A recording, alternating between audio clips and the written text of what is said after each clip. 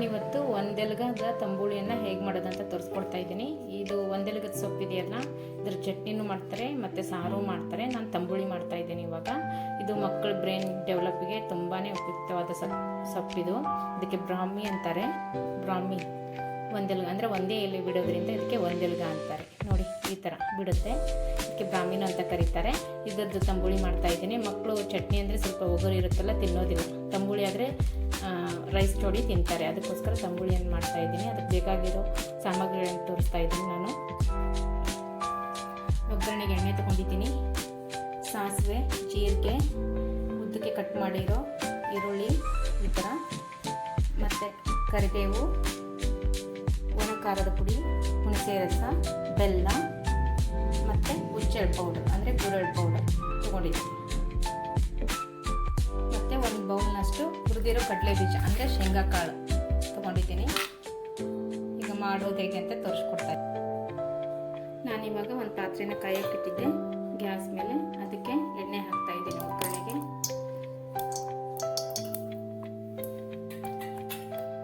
ಜೀರಿಗೆ ಹಾಕ್ತಾ ಇದ್ದೀನಿ. ಸ್ವಲ್ಪ ಜಾಸ್ತಿನೇ 1 ಟೇಬಲ್ ಸ್ಪೂನ್ ಹಾಕ್ತಾ ಇದ್ದೀನಿ, ಫ್ಲೇವರ್ಸ್ ಇರಲಿ ಅದಕ್ಕೋಸ್ಕರ.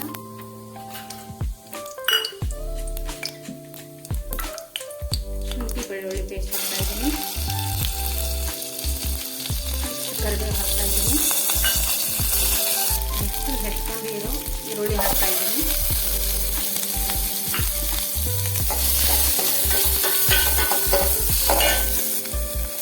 ಹೆಚ್ಕೊಂಡಿರೋ ಈರುಳ್ಳಿ ಹಾಕಿ ಸ್ವಲ್ಪ ಫ್ರೈ ಆಗೋವರೆಗೂ ಬಿಟ್ಟಿದ್ದೆ. ಇದು ಫ್ರೈ ಆಗಿದೆ. ಕಟ್ ಮಾಡಿ ತೊಳೆದಿಟ್ಕೊಂಡಿರೋ ಒಂದೆಲಗನ ಸೇರಿಸ್ತಾ ಇದ್ದೀನಿ.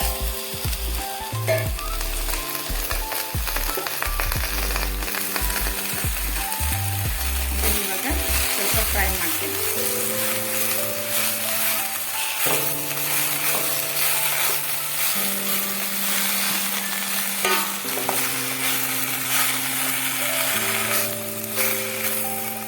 ಫ್ರೈ ಮಾಡ್ಕೊಳ್ತಾ ಇದ್ದೀನಿ.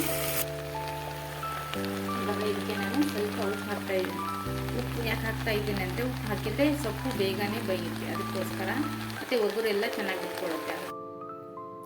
ಅದು ಫ್ರೈ ಆದಮೇಲೆ ತಣ್ಣಗಾಗ್ಬಿಟ್ಟಿದೆ. ತಣ್ಣಗಾದ ನಂತರ ಒಂದು ಮಿಕ್ಸಿ ಜಾರಿಗೆ ಅದನ್ನು ಹಾಕ್ಕೋತಾ ಇದ್ದೀನಿ.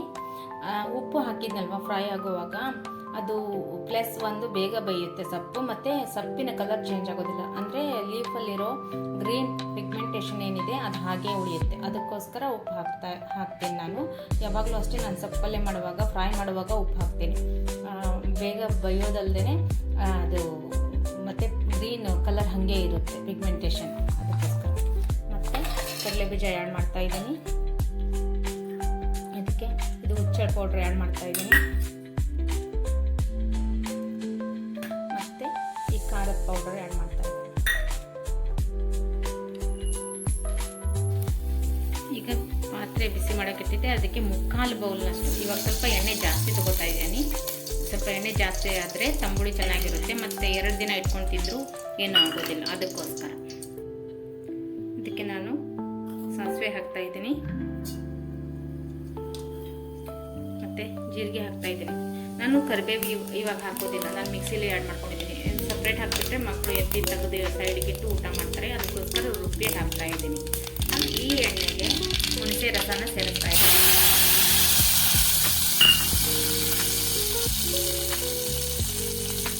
ಅದು ಸ್ವಲ್ಪ ಕುದಿಬೇಕು. ಆ ಹುಣಸೆ ರಸಕ್ಕೆ ಸ್ವಲ್ಪ ಮಾತ್ರ ಉಪ್ಪು, ಆಲ್ರೆಡಿ ನಾನು ಉಪ್ಪು ಹಾಕ್ಕೊಂಡಿರೋದಕ್ಕೆ ಸೊಪ್ಪಿಗೆ ಸ್ವಲ್ಪ ಮಾತ್ರ ಸೇರಿಸ್ತೀನಿ. ಸ್ವಲ್ಪ ಮಾತ್ರ ಉಪ್ಪು ಸೇರಿಸ್ತೆ. ಮತ್ತು 1/2 ಟೇಬಲ್ ಸ್ಪೂನಷ್ಟು ಅರಿಶಿನ ಪುಡಿನ ಸೇರಿಸ್ತಾ ಇದ್ದೀನಿ.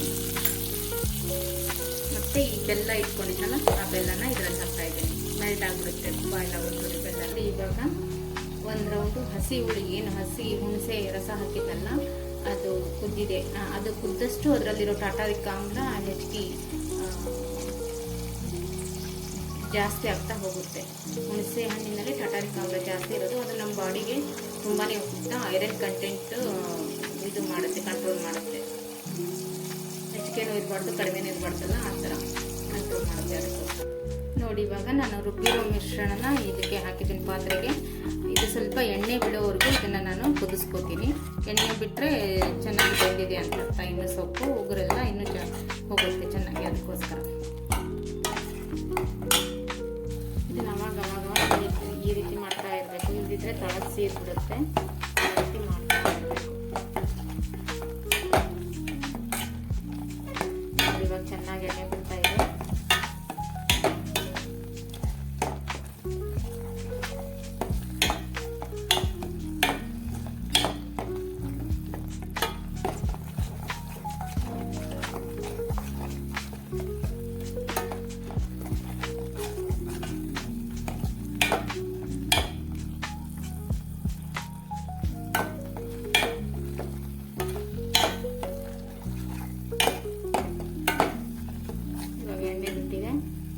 ಈಗ ನಾನು ನನಗೆ ಎಷ್ಟು ಬೇಕೋ ಅಷ್ಟು ನೀರನ್ನು ಸೇರಿಸ್ಕೊಳ್ತಾ ಇದ್ದೀನಿ.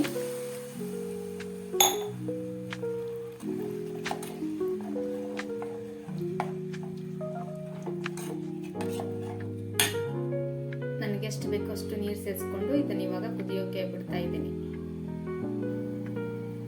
ನೋಡಿ, ಈ ರೀತಿ ನಮ್ಮ ಒಂದೆಲಗದ ತಂಬುಳಿ ರೆಡಿ ಆಯಿತು.